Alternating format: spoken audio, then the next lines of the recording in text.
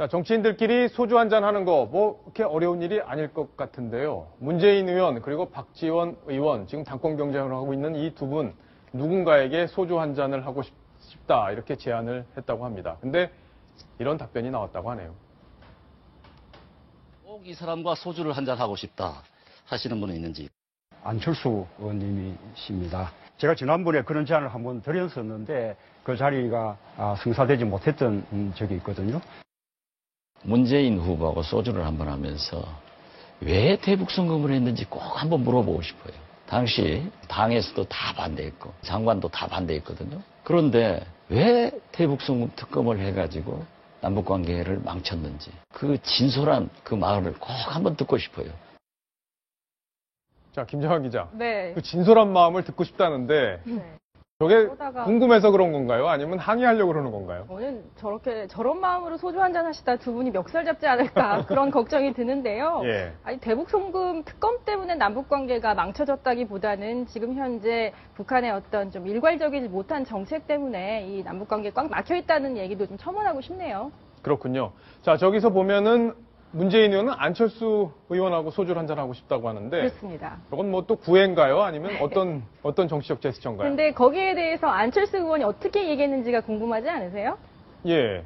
안철수 의원은 술 못 하잖아요, 근데. 그렇죠. 그러니까 남녀 사이라면 술 한잔 하자 하는데 상대방이 아니 차나 한잔 해 이러면 예. 정말 그 소위 말하는 바람 맞았다고 하는데 그건 아닌 것 같습니다. 오늘 이 이야기에 대해서 안철수 의원도 제가 술은 못하지만 차는 한잔 할 수 있다. 차 같이 하실 수 있습니다 하면서 오히려 반겼다고 하고요. 두 사람의 만남 과거에도 뭐 의원 사무실에서 차를 나누면서 이야기한 적도 몇 번 있었다고 하니까 이번에는 좀 더 심도 있고 깊은 이야기 서로 나눌 수 있을지 좀 주목되는 상황인 것 같습니다. 그렇군요. 자, 박지원 의원이 이 대북 송금 문제에 아주 한에 맺혀 있는 모양입니다. 네. 아마 김대중 전 대통령을 겨냥했던 거기 때문에 이번 전당대회에서 활용하고 있는 측면도 있는 것 같은데, 자, 지난 15일에도 이렇게 또 이야기를 했었습니다. 문재인 후보께서 민정수석 때 바로 대북 송금 특검을 했습니다. 이로 인해서 우리 남북관계는 깨졌고 김대중 대통령은 투석을 했고 저는 눈수술 등 13번의 전신 마취를 하고 있습니다. 왜 대북 송금 특검을 했는지 참으로 의구스럽습니다. 자, 박성훈 논설위원께서 참으로 의구스럽다는 박지원 의원을 위해서 하나 좀 정리를 해주시죠. 네, 그 대북 송금 사건은 특검 사건은 2000년에 있었던 예. 김대중 대통령과 김정일 북한 국방위원장의 그 최초의 그 남북 정상회담 그 이면에 그 성사된 그 배후에는 그 현대그룹이 대북 사업과 관련한 그 대북 사업권 구매하고 또 정상회담의 대가로 말하자면 뒷거래로 비밀 송금을 거액을 송금했다. 이런 의혹이 제기됐습니다. 이 4억 5천만 달러면은 이게 한화로 5조 원 가깝게 되는 거죠? 그렇죠. 예. 정말 당시에 이 의혹이 이제 김대중 정권 말기에 제기돼서 예.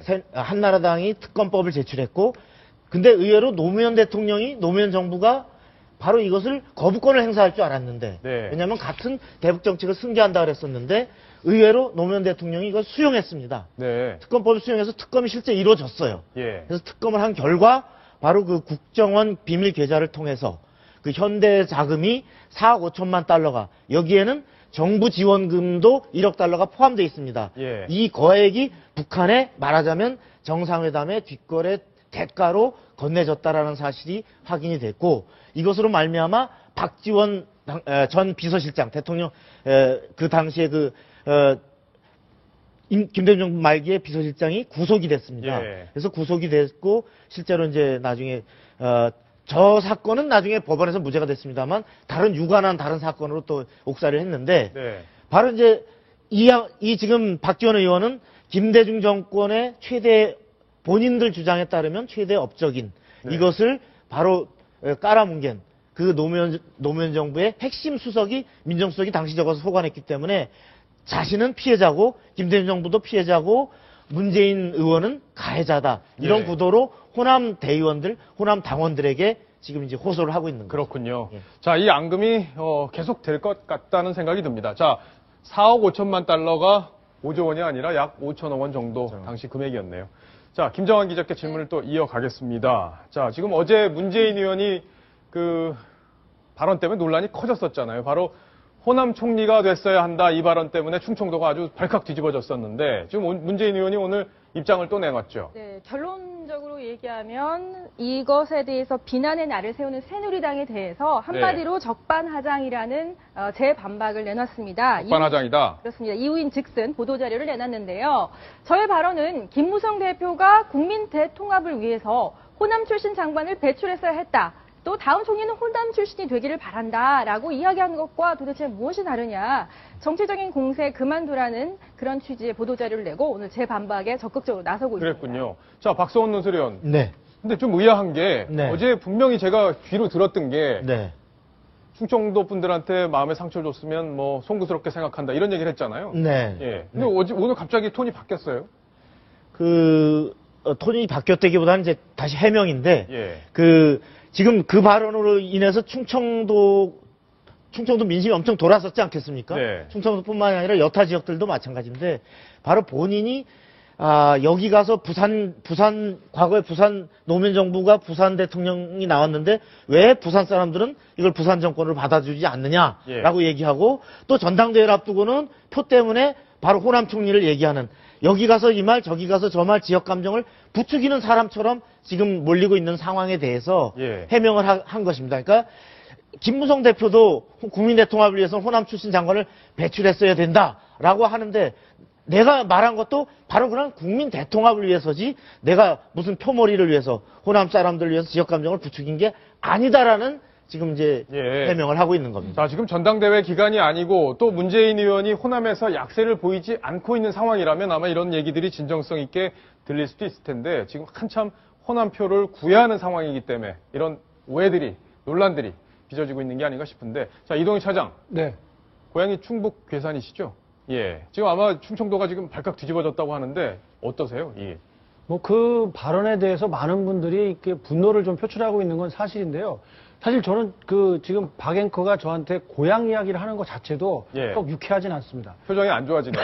이 좁은 나라에서 언제까지 고향 따져가면서 이 자리를 나눠줘야 되는지 정말 답답하거든요. 그 문재인 의원이 나중에 대통령이 되면 뭐 어느 지역 돌아가면서 총리시키고 장관시키고 다 나누게 하실 겁니까?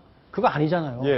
능력 있는 사람을 중용해야지 고향 따지는 거 이런 거는 좀 이제 그만했으면 좋겠습니다. 자, 지금 이동희 차장의 표정이 조금 전에 택시 운전하다가 저를 바라보는 표정으로 바뀌었는데요. 어쨌든 제가 고향 얘기한 거 사과하겠습니다. 자, 시청자 질문이 하나 들어왔습니다. 천안에 사는 애청자입니다. 문재인 의원의 발언 때문에 너무 화가 나서 질문 드립니다. 천안이시군요, 고향이. 과거 문재인 의원이 청와대 정무수석과 대통령 비서실장으로 재직했었잖아요. 그때 국무총리들의 출신 지역은 어디였나요? 이런 질문을 하셨는데, 자, 박성원 논설위원께서 답을 주시죠.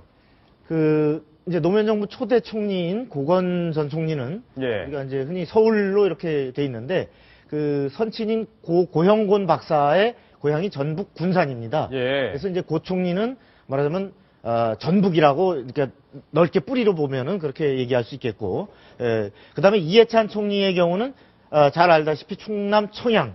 요새 많이 듣던 지명이죠. 그렇죠. 이완구 총리 후보자도 저곳이죠.